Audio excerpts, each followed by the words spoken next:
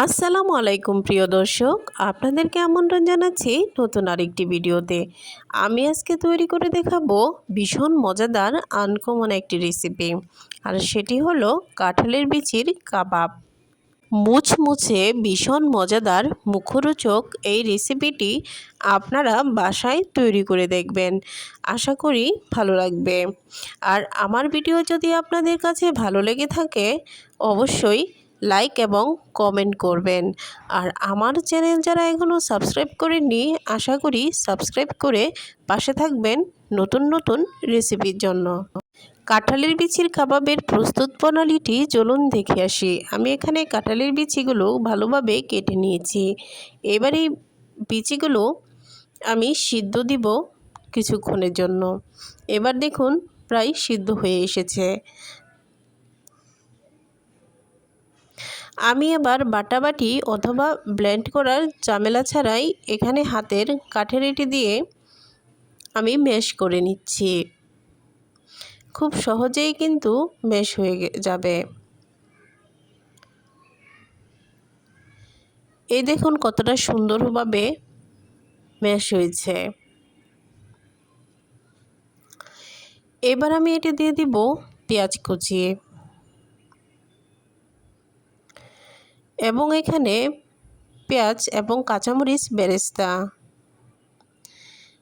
এবার দিয়েছি সামান্য ধনিয়া পাতা, হাফ টেবিল চামচ ধনিয়ার গুঁড়ো এবং হলুদের গুঁড়ো, এবং এখানে দিয়েছি মরিচের গুঁড়ো। এবার দিয়ে দিলাম 1 টেবিল চামচ আদা এবং 1 টেবিল চামচ রসুন বাটা।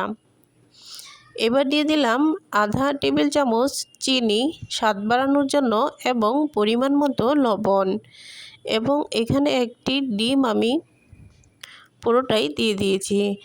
এবার সবগুলো উপকরণ আমি খুব ভালোভাবে মিশিয়ে নেব। এই মাখানোটা আমি অনেকক্ষণ ধরেই খুব ভালোভাবে মিশাবো। দেখুন ডোটা কিন্তু তৈরি হয়ে গিয়েছে।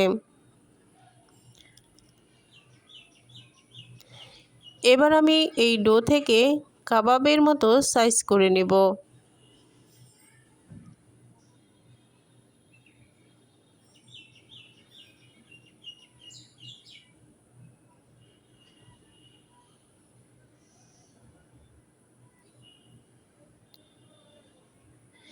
একে একে আমি সবগুলো কাবাব এরকম গোল গোল করে সাইজ করে নেব।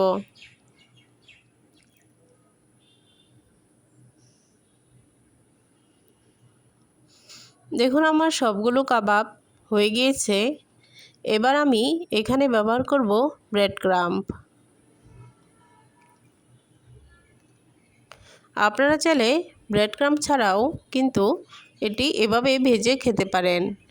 আর এই যে কাবাবগুলো তৈরি করেছি এগুলো কিন্তু আপনারা ফ্রোজেনভাবে ফ্রিজে রেখেও ব্যবহার করতে পারেন।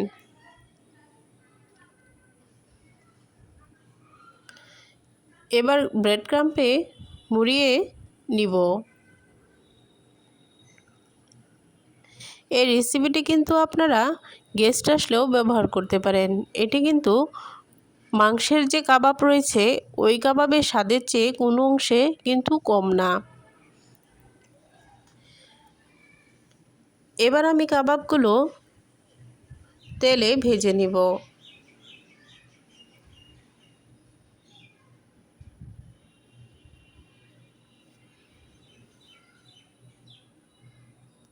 সবগুলো কাবাব আমি একে একে দিয়ে দিচ্ছি।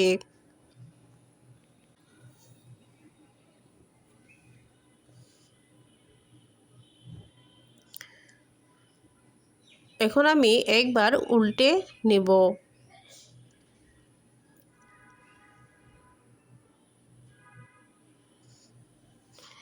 এবার আমার কাবাবগুলো হয়ে গিয়েছে।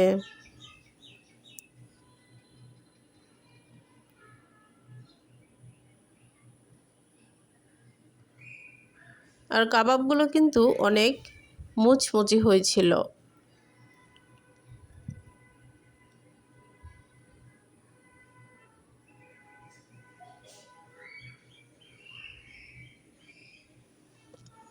দেখুন কাবাবগুলো কতটা লোভনীয় হয়েছে। এটা আপনারা বাসায় করে না খেলে বিশ্বাস করতে পারবেন না যে এটার স্বাদ আসলে কতটা মজার। আল্লাহ।